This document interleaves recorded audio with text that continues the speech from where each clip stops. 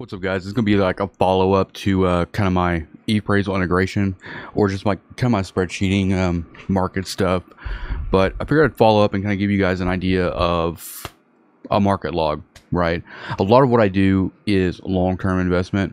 What I'm doing is I'm looking at acquisitions that I can hold for 12 or more months, and then monitor the values, and then try to liquidate those at a profit. I'm not really doing day trading anymore. I'm more or less just kind of buying and holding long term. So I know a lot of comments on my appraisal integration and also my market trading. We're talking about integrating broker fees, sales tax, and all those things to like get an absolute break even or profit value. And that's actually something that I do in my personal log. But I'm gonna give you guys an example of what my log looks like, an example log, and we'll just kind of run you through the math and kind of how I have it set up. And then I'm also going to show you how to actually pull your sales tax down to the decimal so that your spreadsheet will be exactly accurate when calculating all this stuff. This is just going to be a pretty simple spreadsheet for the most part. Like, if you haven't watched my appraisal integration video, do that.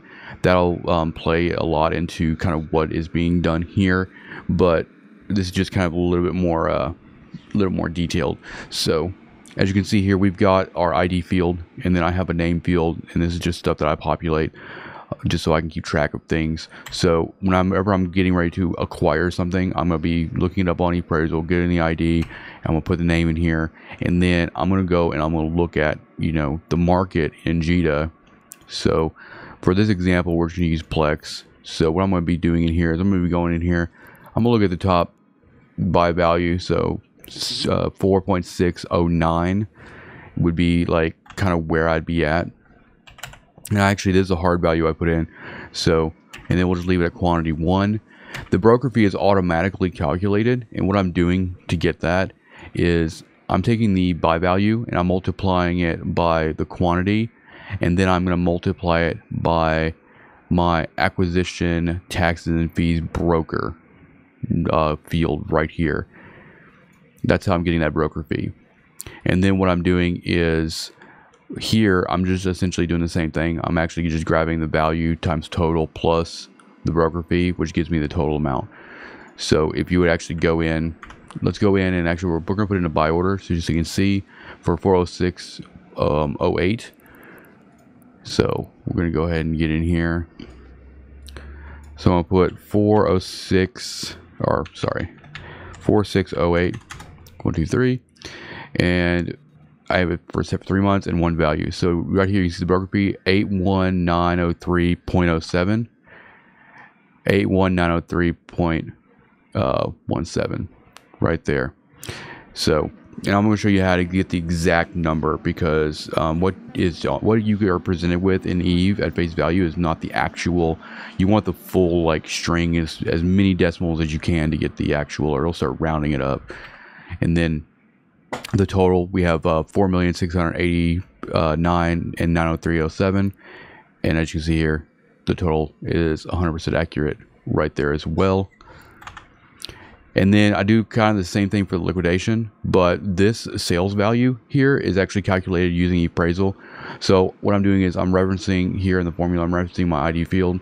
I'm going JITA, sell, min, and this is what lets me kind of like just load up this sheet every like month or so and kind of see, based on the current sale value, what my total liquidation profit would be. And then I have another broker fee that's in here, because whenever you go to sell it, you'll actually get broker fee again, and you'll get sales tax.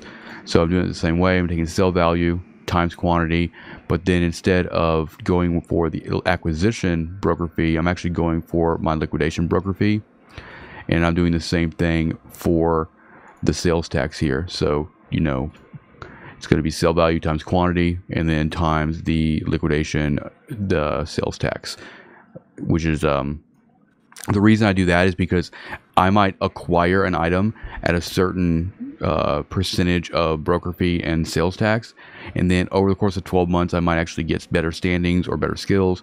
So when I go to off sell that or liquidate that item, I actually could have better tax rates and better broker fees. So I want to calculate that differently. And then obviously this, I'm doing the same thing. I'm just going to do all the math. I'm basically just taking the quantity or the sale value times the quantity, and then I'm just adding in the broker fee and sales tax to get a total. And then my profit is actually running a conditional statement. And you can do this by just basically setting a value.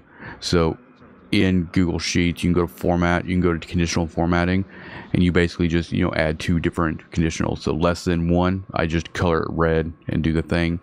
And then I have a format cell of greater than 1, then I do it green.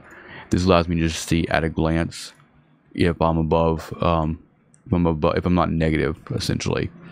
One thing I kind of do just as like a mental note, I kind of need to update it on this, but I usually keep everything that's white is something that I can change. So any of these fields that are grayed out means mentally to me that I don't want to override those, because those are going to be automatically formulated. So anything in white I can freely type in the field and kind of manipulate. So now I'm going to show you how to actually get the acquisition or the sales tax and the broker fee numbers, because you want this to go out as far as you can.